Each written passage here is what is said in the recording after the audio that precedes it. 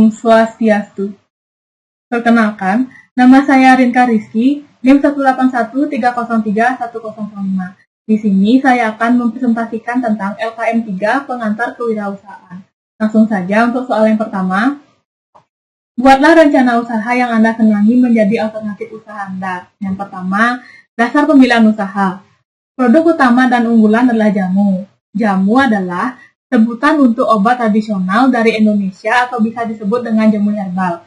Jamu dibuat dari bahan-bahan alami berupa bagian dari tumbuhan seperti rimpang atau akar-akaran, daun-daunan, kulit batang, dan buah. Yang kedua, nama bisnis atau usaha.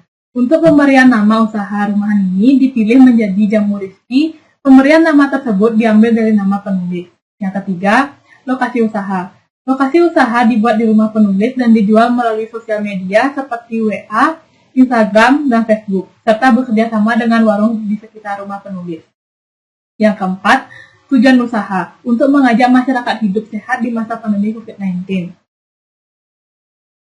Yang kelima, analisis produk atau jasa dalam bisnis atau usaha. Terdapat 3 jenis jamu yang diproduksi, yaitu jamu kunyit, jamu kencur, dan jamu temulawak.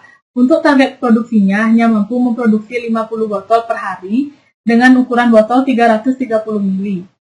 Yang keenam, target market usaha. Target market usaha jamu ini yaitu dengan mendirikan usaha rumahan kira-kira selama 1,5 tahun terlebih dahulu dibuka untuk wilayah Kecamatan Jembrana, serta membuka melalui sosial media untuk mempromosikan jamu ini kepada masyarakat. Untuk media sosial yang digunakan adalah Instagram, Facebook, dan WA. Cara mempromosikan makanan ini dilakukan melalui brosur yang disebar melalui sosial media atau print out yang dipajang di tempat strategis. Dalam penjualan ini, pelanggan atau pembeli harus memesan maksimal H-1 agar penulis bisa membuat jamu sesuai dengan pesanan konsumen. Cara bayarnya juga praktis, bisa melalui via transfer atau saat menerima jamu tersebut bisa langsung bayar tunai. Dengan adanya sosial media ini, target penjualan dapat lebih banyak karena dengan foto yang menarik dan pertemanan dengan teman-teman yang akan bisa membantu mempromosikan jamu ini sampai ke seluruh kabupaten yang ada di Provinsi Bali. Yang ketujuh, strategi pemasaran yang digunakan. Strategi pemasaran yang digunakan yaitu menjual produk di sosial media. Dalam memasarkan produk ini, penulis akan memposting mengenai jenis jamu yang diproduksi dan penulis juga meminta kepada pelanggan atau pembeli untuk mereview jamu ini supaya banyak yang tertarik untuk membelinya. Dalam mempromosikan jamu ini, penulis akan memberikan diskon atas pembelian 3 botol ukuran 330 ml. Selanjutnya, soal nomor 2. Analisis kelayakan usaha yang Anda ingin gagas pada masa kini dan ke depan. Yang pertama, harga jual produk jamu. Pada harga jual produk jamu ini, yang pertama ada biaya bahan baku. Biaya bahan baku ini terdapat 4 bahan baku yang digunakan. Yang pertama kunyit dengan harga satuan sebesar Yang pertama kunyit dengan harga 10.000 per kilo yang digunakan sejumlah 2 kilo dengan total harga 20.000. Yang kedua kencur dengan 50.000 per kilo yang digunakan untuk pembuatan jamu ini sebesar 2 kilo dengan total harganya sebesar 100.000. Temulawak dengan harga satuannya 30.000 yang digunakan untuk pembuatan jamu ini adalah sebesar 2 kilo dengan harga totalnya 60. Madu harganya 1 botol itu 200 yang digunakan pada jamu ini yaitu sebesar 1 botol saja dengan totalnya 200. Dari biaya bahan baku ini untuk totalnya yaitu sebesar 380.000. Yang kedua, bahan pendukung. Yang pertama, botol plastik kemasan dengan harga satuannya 2.000 yang dibutuhkan sebanyak 50 buah, totalnya menjadi 100.000. Stiker kemasan dengan harga satuannya Rp1.000 yang dibutuhkan sejumlah 50 lembar sehingga totalnya menjadi 50.000. Sehingga dapat ditotalkan dari bahan pendukung yang digunakan sebesar 150.000. Yang ketiga, biaya overhead. yaitu bahan bakar atau gas. Satu gas itu harganya 20. Pada saat pembuatan jamu ini yang digunakan cuma satu buah dengan total harganya 20. Sehingga pada biaya overhead ini totalnya adalah 20.000. Total biaya dari biaya bahan baku, bahan pendukung dan biaya overhead yaitu sebesar 550.000. Untuk total kemasannya 50, sehingga HPP yang didapat adalah 11.000. Dari perhitungan di atas didapatkan perhitungan harga pokok produk adalah sebesar 11.000. Harga produk yang akan dijual ke pasaran sebesar 15.000. Yang kedua, proyeksi keuangan. Untuk yang pertama, jumlah kemasannya itu 50, harganya 15.000, hari operasionalnya 30 hari. Untuk 1 bulannya, totalnya sebesar 22.500.000. Yang kedua, biaya tetap. Di mana untuk biaya tetap ini, yang pertama bahan baku sejumlah 380.000, hari operasionalnya 30 hari. Sehingga total untuk biaya tetapnya selama sebulan itu 11.400. Yang ketiga, biaya overhead. Jumlah bahan baku gas yang diperlukan selama sebulan yaitu 4 buah dengan harga 20, sehingga untuk biaya overhead sebulan yaitu sebesar 80.000. Yang keempat, biaya variabel. Yang pertama, botol plastik kemasan dengan harga satuan 2.000.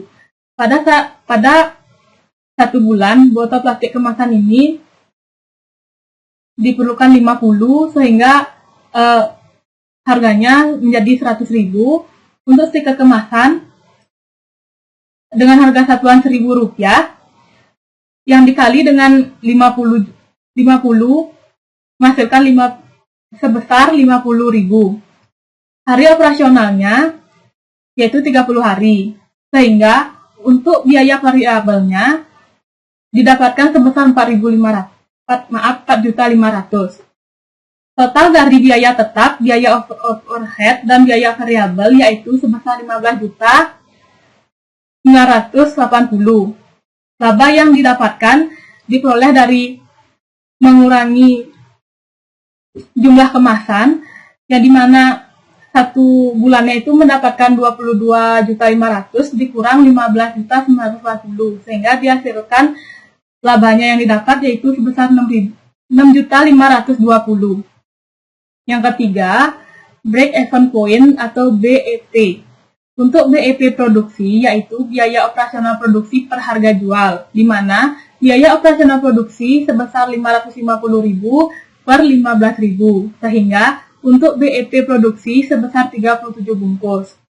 Sedangkan BEP harga yaitu biaya operasional produksi per total produksi, di mana biaya operasional produksinya sebesar 550.000 per total produksinya 50 bungkus, sehingga BEP harganya sebesar 11.000.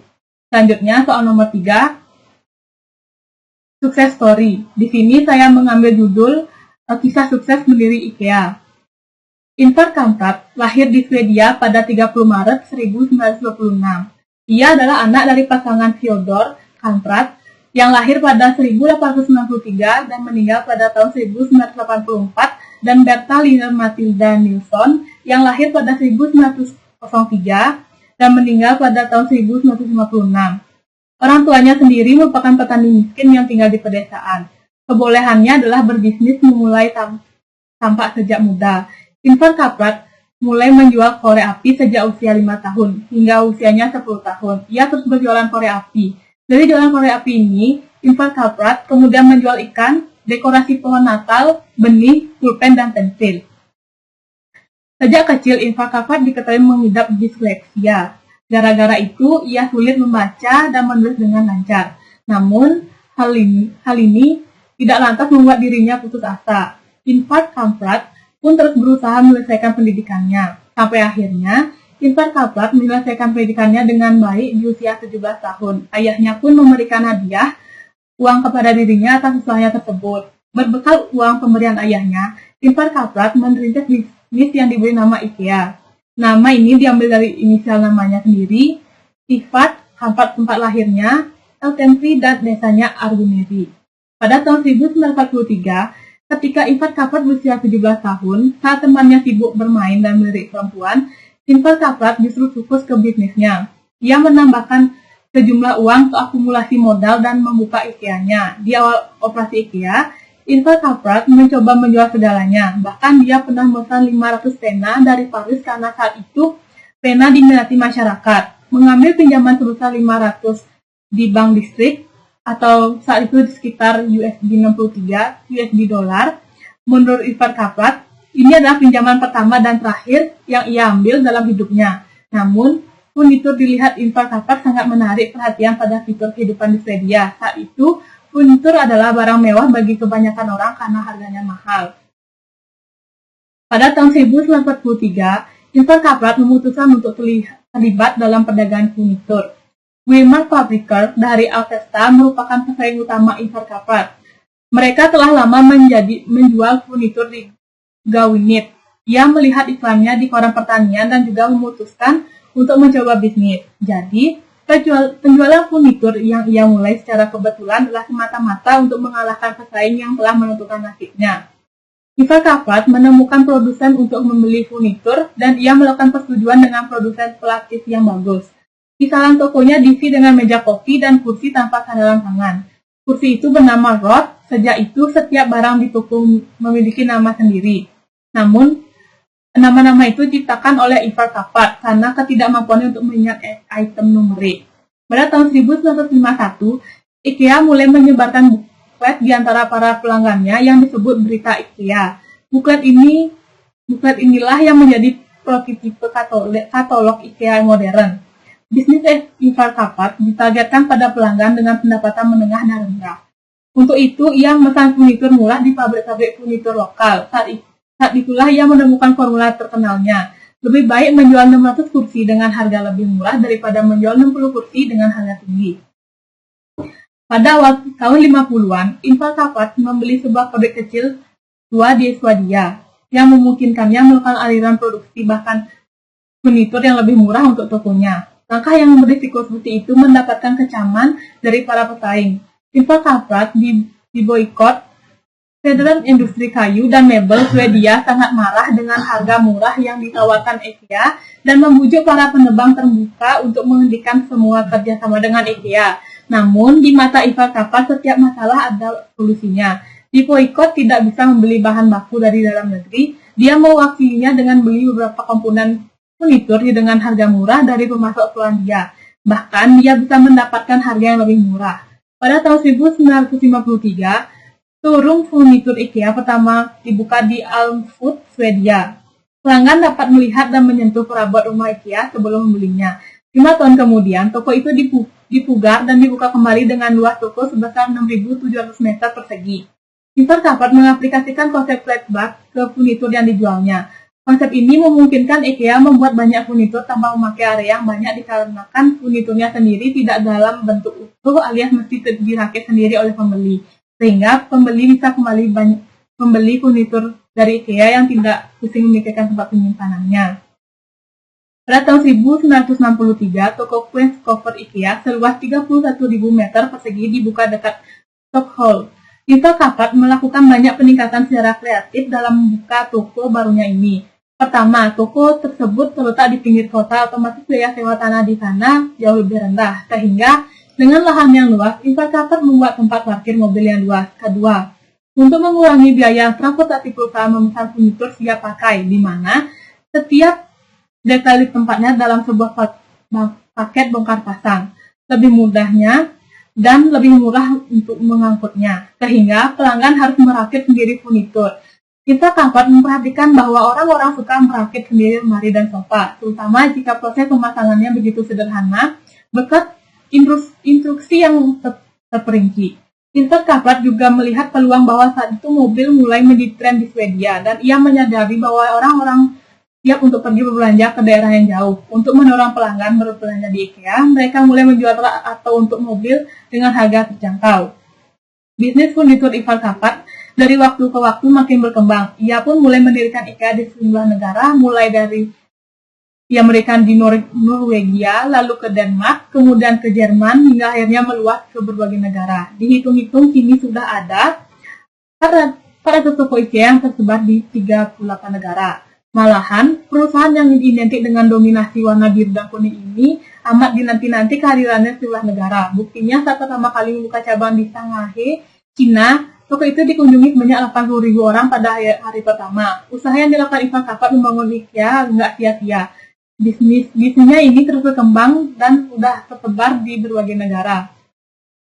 Selama IKEA berdiri tidak dapat disebut tanpa lawan karena ada banyak persaingan seperti Argo dari Italia, Ilva dari Denmark, dan lain-lainnya. Tetapi Ivan Kapat tahu bahwa tokonya menawarkan segala hal yang penting bagi pelanggan di mana mereka bisa mendapatkan sensasi visual dan sentuhan dan kesenangan nyata berada di sana. Pada tahun 2017, ia memiliki kekayaan sebesar 46,8 miliar atau sebesar 670 triliun. Ivan Kapat sendiri sempat masuk dalam daftar orang terkaya ke-8 di dunia versi Bloomberg Billionaires Index pada tahun 2015. Saat itu ia memiliki kekayaan sebesar 43,2 miliar atau sebesar 625 triliun. Sayangnya pada 27 Januari 2018, Ivan Kapat meninggal dalam tidurnya pada tanggal 27 Januari 2018. Penyebab kematian adalah penyebab alami. Saat itu dia berusia 91 tahun. Namun usaha, semangat, dan kerja kerasnya memulai bisnis dari nol layak diacungi jempol. Selanjutnya, soal nomor 4. Buat rencana bisnis itu mengikuti model bisnis kanvas. Yang pertama, Key Partner, di mana Key Partner ini yaitu penjual tempat botol plastik, warung penjual bahan jamu. Yang kedua, Creativity, di mana yang termasuk Creativity ini yaitu membuat jamu, kemasan yang menarik, promosi lewat online dan offline, memamerkan setiap kegiatan. Selanjutnya, Value Proportion, di mana yang termasuk Value Proportion ini yaitu jenis jamu yang diproduksi, yaitu jamu kunyit, jamu kencur, dan jamu temulawak. Yang kedua, rendah gula, bau lebih enak untuk dinikmati, teksturnya cair, harganya terjangkau. Customer Relation, yang termasuk Customer Relation ini yaitu memberikan diskon atas pembelian 3 botol ukuran 330 ml dan memberikan free ongkir seputaran kecamatan di mana. Customer Segment-nya yaitu masyarakat umum. Key Resources yaitu bahan baku dan alat memasak, tempat atau ukuran wadah yang terbuat dari plastik yang memenuhi standar. Channelnya yaitu promosi lewat online, di mana lewat Instagram, melalui Facebook, dan WA. Sedangkan untuk promosi lewat offline-nya yaitu di wilayah kecamatan di mana. Strukturnya yaitu bahan baku jamu dan biaya listrik dari PDAM dan bahan baku gas, bahan bakar atau gas. Yang terakhir, revenue streams, di mana yang termasuk revenue stream ini yaitu penjualan produk jamu. Sekian presentasi dari saya. Apabila ada salah kata, saya mohon maaf dan saya ucapkan terima kasih. Om Santi Santi Santi Om.